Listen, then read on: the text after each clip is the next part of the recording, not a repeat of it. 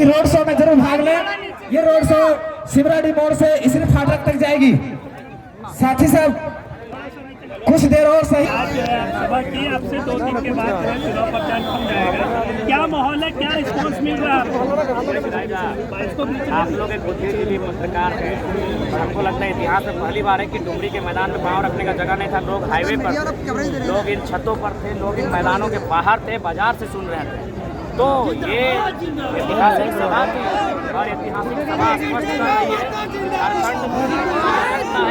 झारखंड तैयार है, नए युवाओं के राजनीतिक प्रतापन को स्वीकार कर रहे हैं, उन्हें झोली भर भर के आशीष दे रहे हैं, आशीर्वाद दे रहे हैं, उनको दुआएं दे रहे हैं, प्रार्थना दे रहे हैं कि राजनीति में आप आए और नई विचारधारा के राज्य की राजनीति को आगे ले जाए। जयराम दा, अभी हजारीबाग में भी चुनाव हुआ, आप संजय मेहता के प्रचार में नहीं जा पाए, कितना फर्क पड़ेगा उससे? 2 साल का मेहनत आगे देखिए, संजय मेहता हमारे प्रत्याशी थे तो कहीं ना कहीं हमारे 2 साल की मेहनत के कारण उन्होंने भी 2 महीना 1.5 महीना मेहनत किया, लेकिन हमने वहाँ 2 साल मेहनत किया था, तो निश्चय ही कोई फर्क नहीं पड़ेगा। उनको अच्छा वोट मिला है और हम उम्मीद करते हैं वो सीट निकाल लें। जयराम दा, डुमरी गिरिडीह के लोग जो है आपको क्यों वोट दे? यहाँ इंडिया और एनडीए गठबंधन दोनों है, आपको लोग क्यों वोट? इसलिए क्योंकि अब झारखंड में ना एनडीए को देखा जाएगा ना इंडिया को देखा जाएगा। दक्षिण भारत में जैसा लोग अपने क्षेत्रीय पार्टी को लेकर, क्षेत्रीय मुद्दों को लेकर कट्टर रहते हैं, अपनी स्थानीयता को लेकर कट्टर होते हैं, आज झारखंड को आवश्यकता है अपनी स्थानीयता को लेकर कट्टर बने, नहीं तो आने वाले दिन झारखंड की भौगोलिक, सामाजिक, सांस्कृतिक जो स्थितियाँ हैं उसे तोहीन कर दिया जाएगा, तोड़ मरोड़ दिया जाएगा। जयराम महतो के नज़र में केंद्र में सरकार किसकी होनी चाहिए? देखिए, मेरे नज़र में केंद्र में एक तीसरे फ्रंट की सरकार बननी चाहिए। एक ऐसी सरकार बननी चाहिए जो कुछ ऐसे घोषणा करे जो सामाजिक न्याय को आधार बनाए, जो सत्ता और संपत्ति के विकेंद्रीकरण को आधार बनाए। जयराम दा, 1 घंटा करीब भाषण दिया, लेकिन इस भाषा में भाषा, खतियान, 1932 इसका जिक्र आप नहीं कर रहे हैं। अब सिर्फ जो है एक नेता के तौर पर वोट मांग रहे, क्या हमें वोट दीजिए?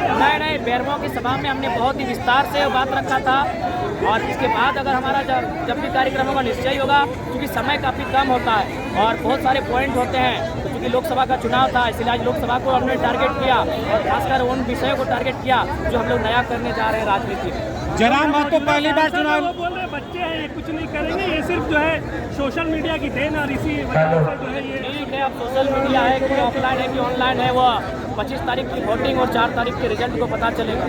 आज आपके क्षेत्र में हमने भ्रमण किया, जो परिस्थिति नजर आई, जयराम महतो अपने जीत को लेकर कितने बिल्कुल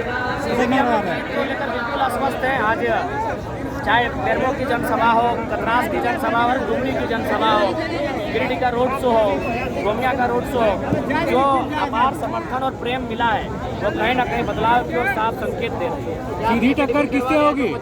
जनता को वापस लेने की बात किया है। बिल्कुल, देखिए, सबसे पहली बात, मीडिया से बड़ा कुछ नहीं होता है। मीडिया के चैनल में हमारे चीज रिकॉर्ड से और बिल्कुल जैसे ही हम लोग एफिडेविट करवा के दे देंगे। एफिडेविट करवाने में कोई बड़ी बात नहीं है, बात है सिद्धांत की, बात है आपके विचारधारा की, आइडियोलॉजी की, उससे हम लोग कहीं टच से मस होने वाले। गिरिडीह में किससे टक्कर है जयराम महतो का? देखिए, टक्कर तो ऐसे वर्तमान सांसद से ही, लेकिन हम लोग काफ़ी रेस में आगे हैं। हाँ, वे दोनों वो इंतजार कर रहे हैं उस अंतिम रात की, जो काली होती है, घनी होती है, अंधेरी होती है, लेकिन अब वो रात नहीं आएगी, एक नया सवेरा आएगा। जयराम महतो के लिए मथुरा महतो ने एक संदेश दिया था, कुछ क्या हमारे जनता को बताएंगे? देखिए, संदेश तो दोनों ने हमको दिया है कि ठीक है, बच्चा है, राजनीति करे, अच्छे से करे, आशीर्वाद है, और उन दोनों के आशीर्वाद को स्वीकार करते हैं। उनसे हमारा वैचारिक मतभेद हो सकता है, व्यवहारिक मतभेद नहीं है, और हम चाहेंगे वे लोग रास्ते में विराम करें और हमको करने कुछ काम दें। गिरिडीह की जनता से क्या आग्रह करना चाहते हैं?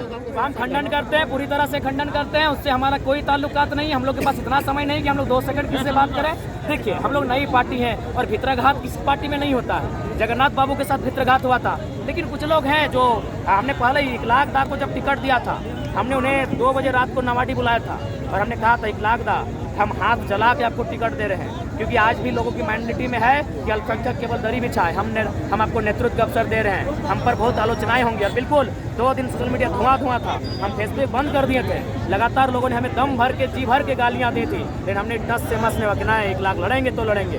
तो भैया, हमको मालूम था कि बहुत साजिशें होंगी और कुछ लोग, हमारे ही लोगों को तोड़ा मरोड़ा जाएगा, कुछ भावनाओं में उन्हें ढाला जाएगा, लेकिन कुल मिलाकर हिगलाक दा भारी मतों से मुझे लगता है वहाँ विजयी होंगे। सबका आशीर्वाद उन्हें मिल रहा है, उस ऑडियो से कोई संबंध नहीं है, कोई ताल्लुकात नहीं है।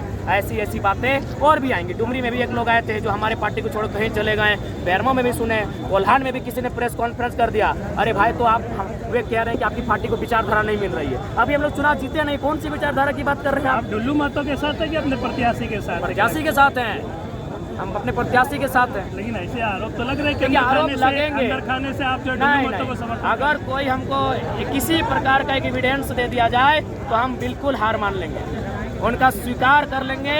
लेकिन ये गलत है, अफवाह है, र्यूमर है। क्योंकि देखिए सबसे हम आपको लॉजिकली समझाते हैं। जब हमारी सभाओं में भीड़ होने लगा, आज भी देख रहे हैं, हम तो गिनेंगे क्या, ये तो मीडिया वाले आप चैनल में दिखाएंगे। जब लोग आने लगे तो अल्पसंख्यक का रुझान हमारे साथ हो गया। जब हमने अल्पसंख्यक को सम्मान देने लगे, फरजान खान, रिजवान, इखलाक, तो लोगों में वो हलचल मच गया। यार ये लड़का क्या करने लगा, ये अल्पसंख्यक को नेता बनाने लगा, उसको तो हम लोग वोट बैंक बनाते थे। तो ये अब क्या करने लगे, पहले तो इन्होंने जाके भ्रम फैलाया कि जीतने के बाद यहाँ जाएंगे वहाँ जाएंगे। जब हमने लोगों को समझाया कि हम कहीं नहीं जाएंगे, तब ये नया प्रोपेगेंडा इखलाक दादा को लेकर ये कंफ्यूज कर रहे हैं। जी नहीं, हम लोग अपने प्रत्याशी के साथ हैं, अपने दादा के साथ खड़े हैं और उनके साथ कंधा मिल के चल रहे हैं। गिरिडीह में क्या चल रहा है?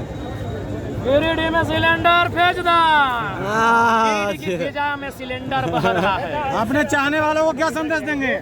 चाहने वालों को संदेश देंगे, हमारे लिए प्रार्थना करें, हमारे लिए दुआ करें, क्योंकि हम लोग बहुत हिम्मत का काम कर रहे हैं। हम लोग उनसे टकरा रहे हैं जो धन से संपन्न है, हम लोग उनसे टकरा रहे हैं जो राजनीति को अपनी जेब में लेकर घुमा करते हैं। आशीर्वाद देंगे। जय झारखंड दादा। अरे हमारी तो फौज ही खड़ी है, आर्मी की एक बहुत बड़ी सेना खड़ी है। आपको बता दें, बताना नहीं चाहिए, कुछ बूथ में ऐसे लोग होंगे एजेंट जो जाएंगे इंडिया की तरफ से मतदान हमारे पक्ष में करवाएंगे। पोस्टर बैनर प्रचार गाड़ी आप ही का दिख रहा है गिरिडीह। अरे जानता है भैया, हम तो कहीं गांव में जाते अवाक हो जाते हैं कि इस गांव में हम कभी आए नहीं, यहाँ मेरा पोस्टर कैसे लगा है। जनता की भावना है। शायद झारखंड के इतिहास में पहली बार इतना लाड, इतना दुलार किसी बेटे को मिल रहा है। हमको कोई आइडिया नहीं, मेरा प्रचार गाड़ी कहाँ है, मेरा कुछ आइडिया नहीं, वो प्रखंड कमेटी जानती है। ठीक है। चलिए धन्यवाद। जयरामदा जोहार।